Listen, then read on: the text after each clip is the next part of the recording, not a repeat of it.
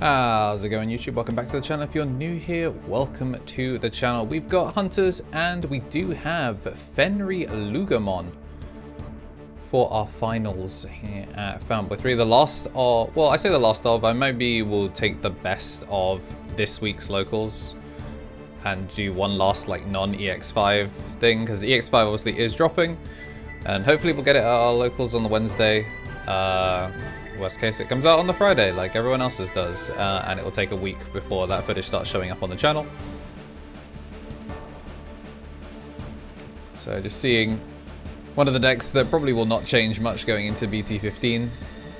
Standard as ever. Hunter's kind of like a timeless deck that doesn't really need to flex out of its archetype.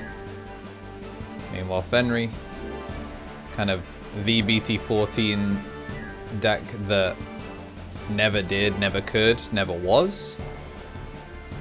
Did not live up to the hype, probably just as a part of the format. Checking top 3 with the Drakmon. Ugh. It feels like a lot of pressure is put on. Luckily he hasn't been hit by any 2-check things, but with the jamming loadout and a 4th tamer that could be dropped at any point, I like that. Put up a blocker for the next turn just to take some chip off the board, because the Drakmon's obviously just going to int his way in. 0 costs there using the tamers. It's not like it can rush this turn, so I'm going to play out the Taiki, and now we're at 4. It does not have rush. Okay, good. They do catch it. It's not a Digimon, so it does miss it. Check top 3. It's going to go for the double hit. But Watchmaker going to be swinging, giving it a 4-check, yeah, multiple checks jamming. Death X is going to come down for 1 cost because there is plenty of tamers now. I'm going to evolve into Fangmon for the next one. Interesting that he... Oh, right, yeah, no, he did load the Luga. I guess just needed it just to make sure that he'd have enough memory to be able to play Death X and not pass 10.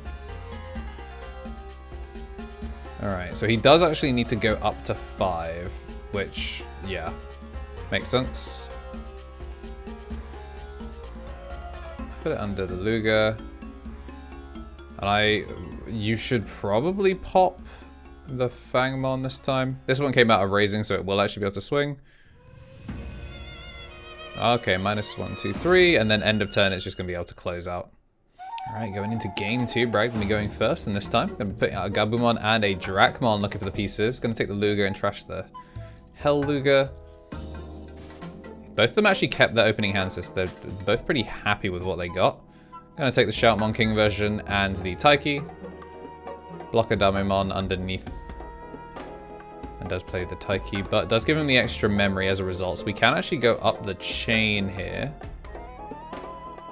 I think he's thinking about whether he wants to go Hell Luga, but instead just going to get a second Luga. It's going to swing, trash the Black Gato, and then it's going to go into Hell Luga, which end of turn is going to pop itself, draw 2. Allows him to keep the main stack. Trash 1, sets up a Black Gato there, and is going to delete the King version just to take off board. We don't have as many tamers to reset here, so he is just going to have to try and find them off of the Watchmaker.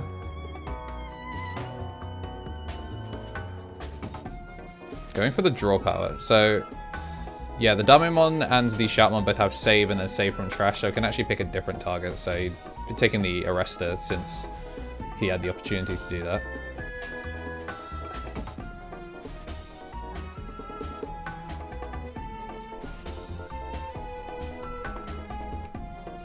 Alright, gonna go into a second Hell Luga this time. And again, he's just going for board clear. He's gonna get the check, end of turn. No Lugamons to recur. He's going to trash 1. And we're going to see the save once again. So again, just keeping the board clear on these resets. This is much more of like, I guess, purple board control. It's like the equivalent of dropping slingers every single turn. I mean, the mat already gives it away. We had a Beelzemon enjoyer. But instead of dropping slingers, going -1, he's drawing 2. Ooh, big hit there. Analog Youth. Gonna go for a second one.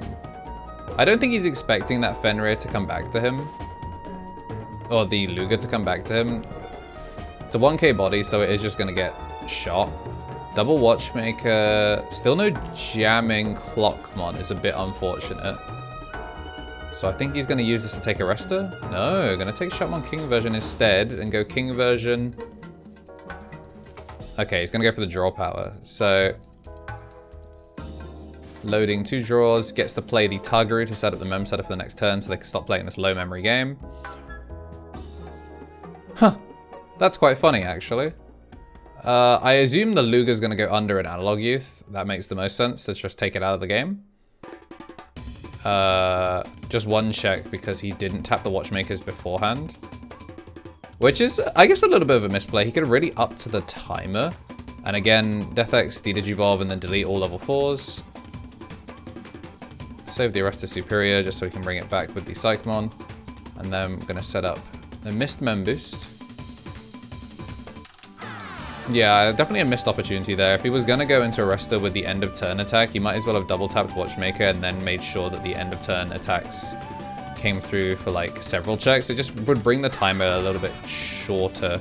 Sure, he's on an off turn anyway, but if you're going to Digicross, bring back Arrestor, you're probably fine. Ooh, is he trying to set up for Quartz Lock? The problem is, even if he sets up for Quartz Lock here, if it's the last thing on the board, he is just going to blow up the Quartz straight away. We have so many sources under a Tamer. No Tamer deletion, but doesn't really need it. Digicross going to bring back the Arrestor Superior. Arrestor to give it Rush. Okay, now you should double tap Watchmaker. Yeah, we are going to double tap Watchmaker, so this is going to do 3 checks of security when it does swing. But yeah, going for the Superior to put the so many draws, but also put DeathX under a Tamer. 3 checks, and it is going to clear the Fang, and that is going to hit 1, 2, 3, but it's not enough to end game. So at the very least, Arrestor Superior. At the very least, Arrestor Superior is just going to check that last security, but it's not going to put him in the ground. I think the idea here is just going to be to put a blocker. Ooh, doesn't put the blocker. Oh, and it dies on the check anyway without jamming. That is worst case scenario, actually, for Brad. Wait, he played that so well. He played that so well by not giving him a body on board. He takes off the... Yeah, he takes out the restand. We are just going to get instant rush from playing the Black Gato, so it doesn't matter. Going to trash the Fenri. Go into it. Memory gauge now requires it to be at 3 in order to end turn. Put the Fang, put the Black Gato, and even if this dies on the first check, it should be fine. He's going to swing unsuspend.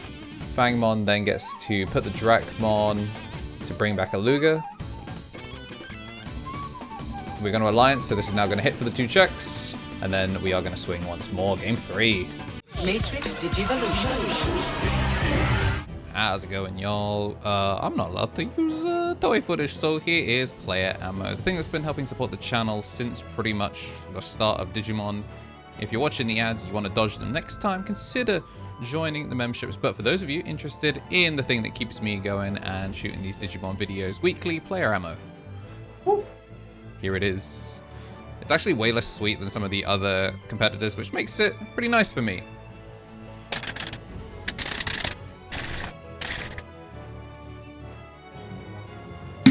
Delicioso. But yeah, if you want to support me, you can get 10% off on your order, and yeah. See ya.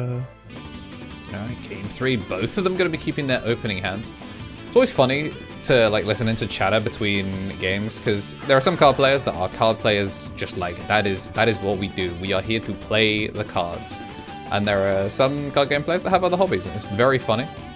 Like, I share both the same hobbies as Brad.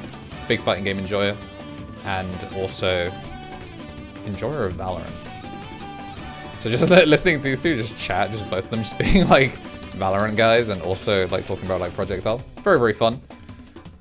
Me as a League pleb that knows nothing and instead is just an arcane enjoyer / general fighting game enthusiast. very different mindset. Brad's like me, who just doesn't know anyone, so it's like, cool. I don't even play TFT though. So I am just a pleb when it comes to Riot lore. I am Digimon and Beyblade pilled when it comes to knowing far too much. Gonna use the Drakmon to warp from trash into the Hellluga that was put there earlier. I'm gonna get the deletion at the end to get the clear. But honestly, just pretty nice there. One memory and no Yua Manos means that even if he digicrosses here, he's going to pass turn. Just sets up a blocker. But the problem is... oh, instead of going for the blocker, puts the Quartzmon. I don't know if I agree with that. Because the Quartz, at least underneath the source, doesn't do anything. It looks like we're missing some pieces, though. Brad kept his opening hand, and, like, to be fair, I can mostly see why. But that shrink is going to be a problem. Doesn't hit off of the tamer at least. That's like a sigh of relief. Yeah, shrink by one, delete the other. Does get the check and is going to die. Save and save Arrester. Just going to swing. This time is going to save and die. Quartz going to the trash. So I think he's just trying to aggro him down. Takes the Damemon rather than the Arrester. I'm gonna load the AG from trash to get an extra memory. It's go time now. Like, he has to clear board. Because Clockmon jamming on the Psychmon. Wait, is there no... I don't know if he just didn't have full line, but I think I would have liked to see him swing on the 4. Go up the line that way and see if he can maybe... There's no on-plays that clear something like a Psychmon here is the problem. But there's no Arrester Superior. Again, no hits off the Dame. Ooh. Okay, there is the Superior. No? Ooh, because he didn't take the AG out, he doesn't get the removal. That's really clever. I really like that from Brad. Oh, but Ultimate Flare going to take it. That's very, very unfortunate. It's going to put him nice and far behind. We talked about it being a tech for Bloom, but it gets the job done in the stack matchup as well. If you like what you saw and you're looking forward to EX5 and you want to see more, make sure that that subscribe button has been clicked, and we will see you in the next one.